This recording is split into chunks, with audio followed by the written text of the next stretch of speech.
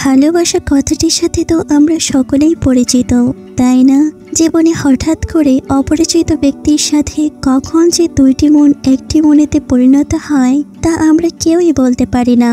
জীবনে ভালোবাসলেই যেন মনে হয় আমাদের ভালোবাসা পূর্ণতা পাবে, তবে যুগের পর যুগ চাইতেছে এমনও অনেক ভালোবাসা রয়েছে যে ভালোবাসা আজও পূর্ণতা পায়নি। এমনও অশ্রুমাখা ভালোবাসা আছে যে ভালোবাসার জন্য আমরা আজও উদাসীন হয়ে আছি। একটা বার আমাদের ভালোবাসার মানুষের হাতটা ধরার অপেক্ষায় আজও প্রহর গুনতেছি। আজকে এমনই একটি কোরিয়ান মুভির গল্প নিয়ে হাজির হয়েছি, যে গল্পটি মুভির লেখক তার জীবনের সাথে ঘটে যাওয়া ঘটনার উপর ভিত্তি করে নির্মাণ করেছেন। কথা দিলাম বন্ধুরা, মুভিটি দেখার পর আপনার হৃদয়ে কান্নার ঝড় নেমে আসবে। মুভি যখন আরম্ভ হয় তখন আমরা মুভির নায়িকা মাৎসুরিয়াকে দেখতে পারি, আর মাৎসুরিয়াকে ঘিরেই আজকের মুভির মূল কাহিনী। মাৎসুরিয়ার বয়স যখন 20 বছর, সেই বয়সে সে হাসপাতালে ভর্তি রয়েছে। মাৎসুরিয়া এটাও জানে তার যে রোগ হয়েছে সেই রোগে সে আর বেশি দিন বাঁচতে পারবে না, হয়তো আর 10 বছর বাঁচতে পারবে। মাৎসুরিয়া একদিন তার মতো একটি মৃত্যুর পথযাত্রী মহিলার সাথে গল্প করছিল। মহিলাটি একটি ক্যামেরায় তার পরিবারের ছেলে মেয়েদের ভিডিও দেখতেছে। মহিলাটি বলে, আমি হয়তো আর বেশি দিন বাঁচবো না, তবে আমার জীবনের প্রতি আমার তেমন কোনো আক্ষেপ নেই। আর মহিলাটি তার মনের কষ্ট নিবারণ করার জন্য তার হাতে থাকা ক্যামেরায় তার পরিবারের ধারণকৃত ভিডিও দেখে তার মনটাকে শীতল করে। আর মহিলাটি বলে, আমার সময় শেষ, আর তাই তুমি চাইলেও আমার মতো তোমার সেই হারানো স্মৃতিগুলো ক্যামেরায় বন্দি করে রাখতে পারো, আর যা তুমি তোমার মৃত্যুর শেষ সময় দেখে দেখে তোমার বিরক্তিকর সময় পার করতে পারবে। আর মহিলাটি মারা যায়। আর মাৎসুরিয়া বলে, আমি আমার জীবনের শেষ টাইমে আর কোনো সম্পর্কে জড়াতে চাই না, কেননা শুধু শুধুই মানুষের সাথে মায়া বাড়িয়ে কি লাভ, আমি তো আর বেশি দিন বাঁচতে পারবো না। মাৎসুরিয়া দীর্ঘ 2 বছর হাসপাতালে থাকার পর আজকে যেন বাড়ি ফিরছে, আর তার ভালো মুহূর্তগুলো তার হাতে ক্যামেরায় বন্দি করতেছে। মাৎসুরিয়া ভাবতে লাগে, আমি যখন হাসপাতালে ছিলাম আমার চারপাশটা অনেকটাই পাল্টে গেছে। যখন তার বাসায় যায় তখন ভাবতে লাগে, অথচ আমার ঘরের ভিতরটা আজও যেন আগের মতোই আছে।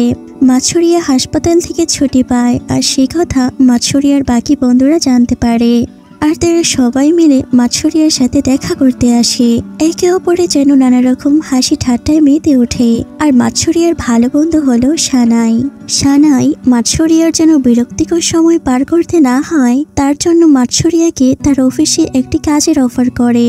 আর মাৎসুরিয়া বলে, আমার শরীরটা কিছুটা ঠিক হয়ে উঠুক, তারপর তোর সাথে যোগাযোগ করব।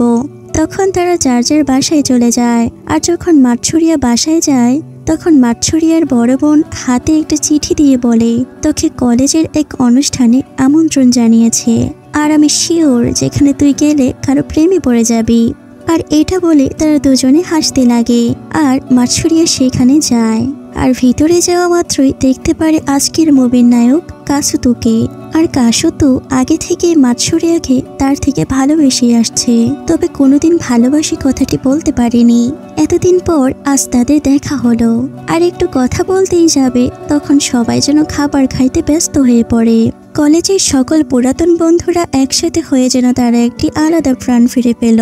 তারা খুব আনন্দ করতে লাগে, আর সেই সাথে বিভিন্ন খেলা খেলতে লাগে। সবশেষে তারা একটি পার্টির ব্যবস্থা করে। এরপর লাজুক ছেলে এক বুক সাহস নিয়ে আজকে মাৎসুরিয়ার পাশাপাশি বসে সেই পুরনো দিনের আনন্দ ঘন মুহূর্তের কথা বলতে লাগে। এরপর তারা দুজনে যার যার বাসায় পুনরায় ফিরে যায়।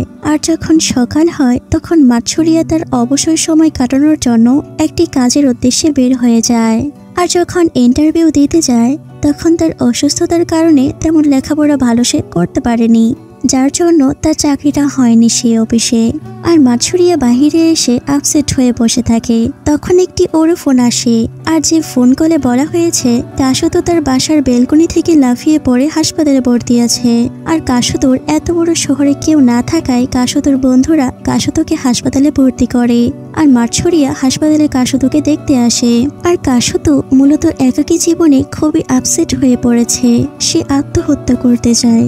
কাশুতু যখন কিছুটা সুস্থ হয় তখন মাছরিয়াকে একটা রেস্টুরেন্টে ডেকে আনে কাশুতুর বন্ধু। আর মাছরিয়ার এত বড় একটা রোগ হয়েছে তার একটুও জানতো না কাশুতু। আর কাশুতু না জেনে বুঝে মাছরিয়াকে প্রপোজ করে দেয়। মাছরিয়া কোনো কিছুই বলে না। আর তারা দুজন একটি অন্ধকারে কিছুটা নেবো নেবো আলো একে অপরের পাশাপাশি হাঁটতেছিল। আর তখন মাছরিয়া তার হাতের ক্যামেরাটি বাহির করে আর চারপাশ ভিডিও ধারণ করতে লাগে। মাছরিয়া কাশুতুকে প্রশ্ন করে, তোমার জীবনের লক্ষ্য কি? আর কাশুতু হেসে বলে, আগে একটা জব করব আর তোমায় নিয়ে সারাটা জীবন কাটাতে আরম্ভ করব, আর মৃত্যুর কথা যেন একদমই ভুলে যাব। তখন মাছরিয়া কাশুতুর কথা হতে বুঝতে লাগে জীবনে বাকিটা সময় প্রচন্ড হাসিতে কাটাতে চায়। আমাকে হেরে গেলে চলবে না। তখন সানাইকে ফোন দিয়ে মাছরিয়া সানাইয়ের অফিসে জব করতে লাগে।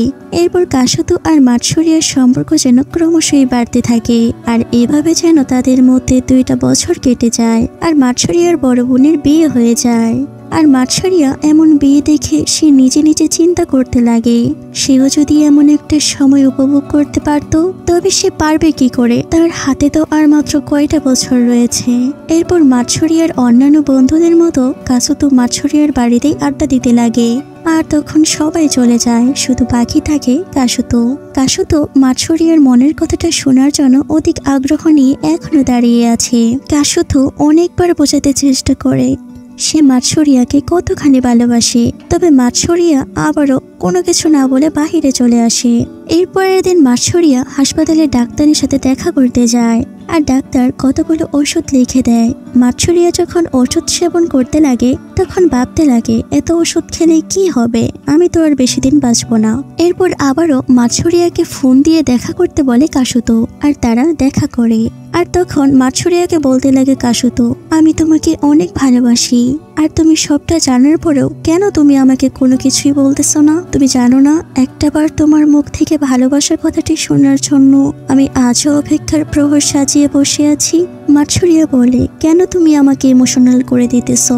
তুমি আমার ব্যাপারে কিছুই জানো না। আর এটা বলতে বলতেই মাছরিয়া সেন্সলেস হয়ে পড়ে। আর মাছরিয়াকে হাসপাতালে নিয়ে যায় কাশুতু। আর কাশুতুকে ডেকে বলে দেয় মাছরিয়ার বাবা, যে সত্যটা কাশুতু আজও জানে না।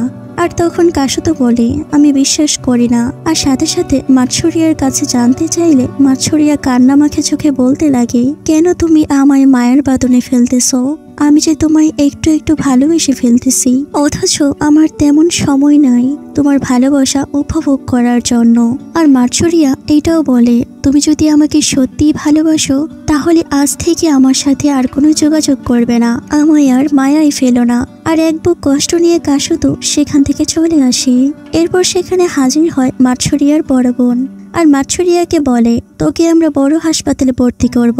তখন মাছরিয়া বলে, এগুলো করে শুধু শুধু টাকা নষ্ট করে কিছুই হবে না, আমি আর বেশি দিন এই ভুবনে থাকতে পারবো না। আর তার এই কষ্ট কিছুটা ভুলে যাবার জন্য তার বন্ধুদের সাথে আড্ডায় মেতে ওঠে।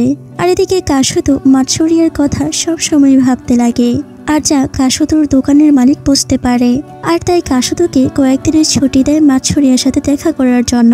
আর কাশুতু পাগলের মতো করে খুঁজতে লাগে এপাশ ওপাশ, তবে কোথাও যেন মাছরিয়ার দেখা নাহি মেলে। অবশেষে তাদের দেখা হয়। আর কাশুতু মাছরিয়ার কাছে গিয়ে হাঁপিয়ে হাঁপিয়ে বলতে লাগে, আমি তোমাকে অনেকভাবে বলার ট্রাই করেছি, কিন্তু আমি পারিনি তোমাকে বলতে। প্লিজ তুমি আমার ভালোবাসা গ্রহণ করো। আর প্রতিটি কথা যেন কান্না করতে করতে বলতে লাগে।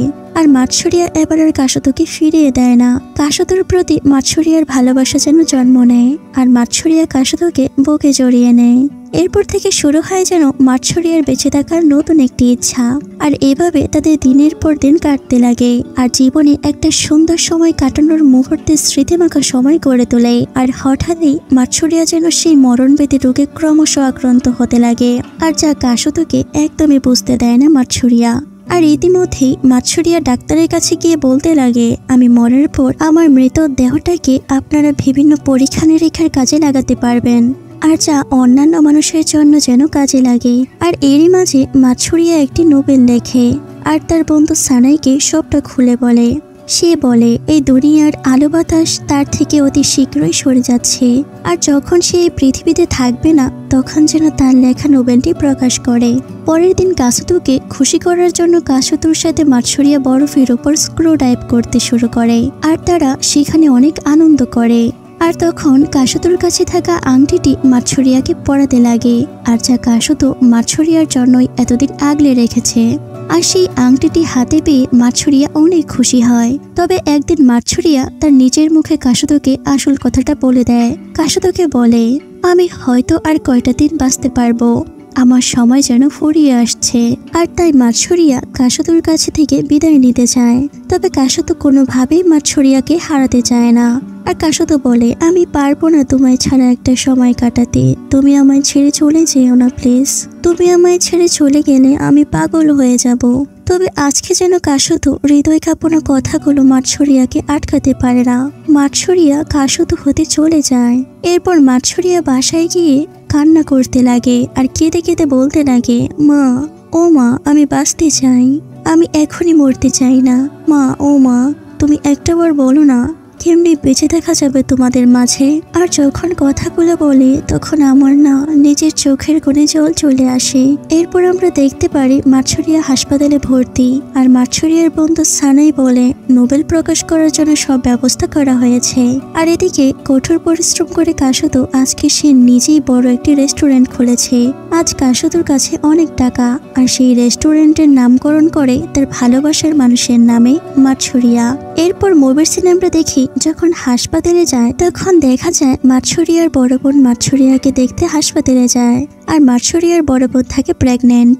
আর যা মাৎসুরিয়া শুনে আফসোস করতে লাগে, আর বলতে লাগে, আমার বোনের বাচ্চাটাকে হয়তো আমি দেখতে পারবো না। আর এরই মাঝে মাৎসুরিয়ার হাতের লেখা নোবেল প্রকাশিত হয়, আর সানাই সেই নোবেল কাসুতুর হাতে দেয়। হাসপাতালে থাকাকালীন মাৎসুরিয়া তার ক্যামেরায় থাকা সকল ভিডিও একটা একটা করে দেখে আর ডিলিট করতে লাগে। আর তখন প্রচন্ড শরীর দুর্বল হয়ে দুইটা চোখ নিস্তেজ হয়ে যায়। আর তখন মাৎসুরিয়া স্বপ্ন দেখতে লাগে যেন কাসুতুর সাথে কাটানো সেই সুন্দর সময়গুলো, আর যা মাৎসুরিয়া আজও খুব মিস করতেছে।